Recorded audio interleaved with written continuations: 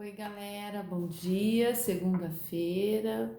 Vamos falar hoje do sistema RH. O que seria esse sistema RH? O sistema RH, o porquê desse nome? É uma proteína que foi descoberta em uma macaca da espécie Rhesus. Como escreve Rhesus? O nome científico dessa macaca é escrito, galera, dessa forma aqui, ó, Rhesus. Vou mostrar para vocês, ó, Rhesus. Então, o RH vem da descoberta dessa proteína Rhesus nessa macaca, do sangue dessa macaca. Tinha essa proteína que eles então colocaram o nome de proteína RH. Então, quem tem a proteína, o ser humano que tem essa proteína que foi descoberta nessa macaca da espécie Rhesus. Então, nós humanos que temos essa proteína no sangue, a gente fica RH positivo. A maioria de nós humanos temos essa proteína. Quem não tem a proteína é o RH negativo. Então a gente ouve falar, né, que existe o sistema, o RH positivo para quem tem a proteína e o RH negativo para quem não tem. Quem não tem não é menos do que quem tem. É assim, vamos dizer, você tem o sistema ABO. O sistema ABO é a proteína A, que eu já ensinei para vocês, a proteína B, a proteína AB, quando a pessoa tem as duas, tem a A e tem a B. Então, a pessoa fica do tipo sanguíneo AB, porque a proteína A, ela não é superior a B e nem a B superior a A, né? Ambas dominam, ambas têm genes dominantes. Então, se você recebeu da sua mãe o gene da proteína A, que é o genizão A, e você recebeu do seu pai o genizão B da proteína B, você vai ficar do tipo AB. Você vai ter no sangue as duas proteínas. E quem é do tipo O não tem nenhuma proteína, nem a A e nem a B. E quem é RH negativo também não tem a proteína RH, que foi descoberta nessa espécie de macaca. O por isso desse nome ficou RH por causa do Rhesus, do nome que foi dado a ela, o nome científico, ok? Então, assim, as pessoas que não têm, elas não são inferiores, elas não têm problema nenhum. Simplesmente elas não têm, né? Elas não terão, elas não têm essa proteína, tá certo?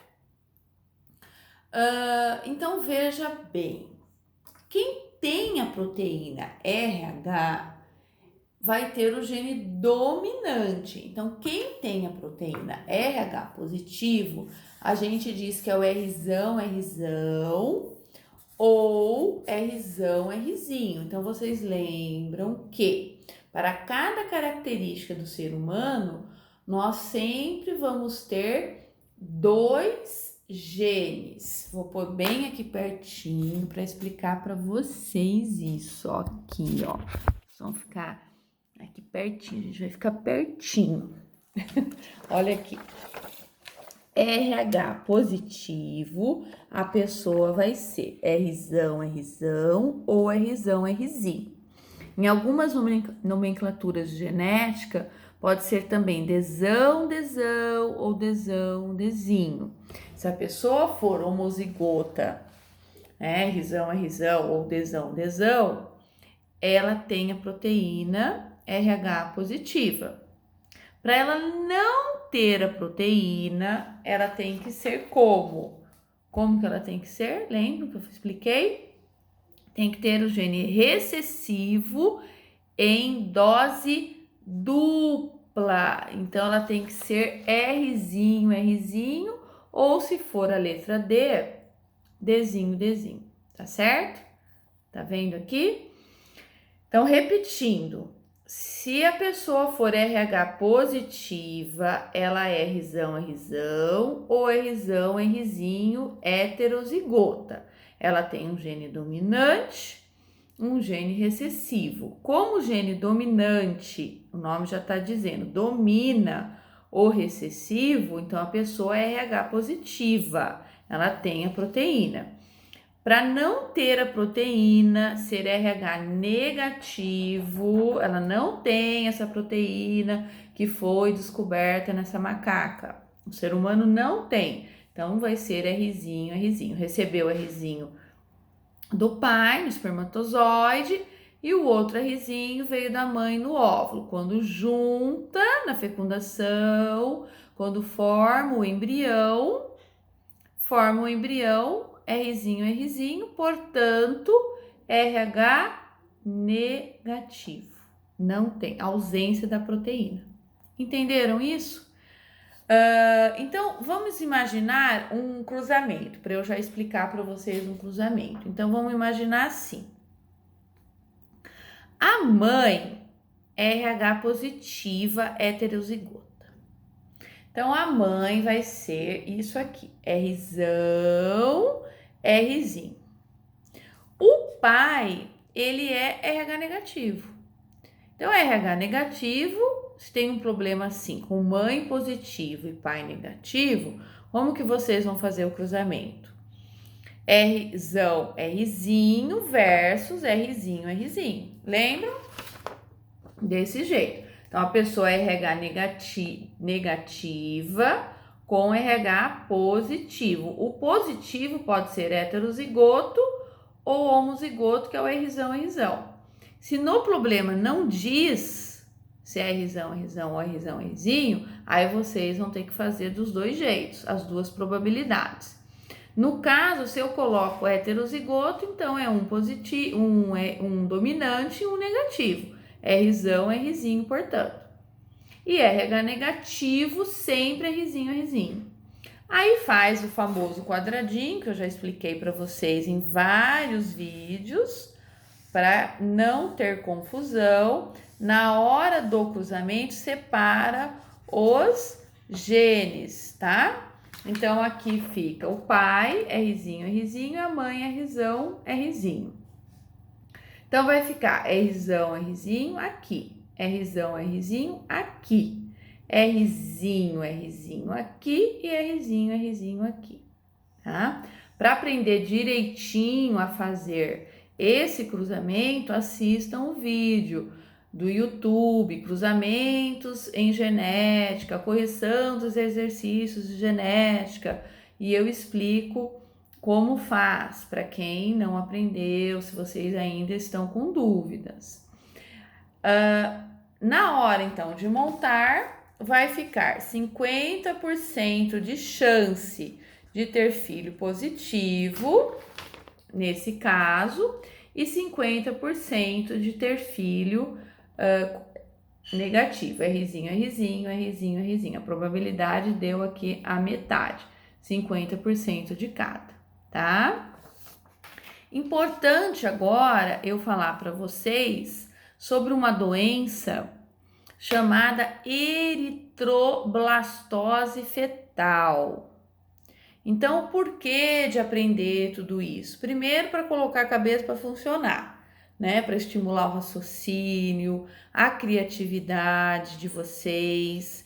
Tem coisas que a gente aprende na matemática, na genética, dentro da biologia, português, na história, na geografia. São conhecimentos gerais, conhecimentos do mundo. Muitas das matérias é para estimular mesmo o raciocínio de vocês, estimular a inteligência que Deus nos deu. A gente tem que pôr a cabeça para funcionar. Então, muitas das coisas vocês vão usar, muitas não. Vocês sabem disso. Quantas vezes vocês nos perguntam o porquê de aprender isso, professora, né? Simplesmente tem que aprender, tá dentro do currículo, vamos colocar a cabeça para funcionar.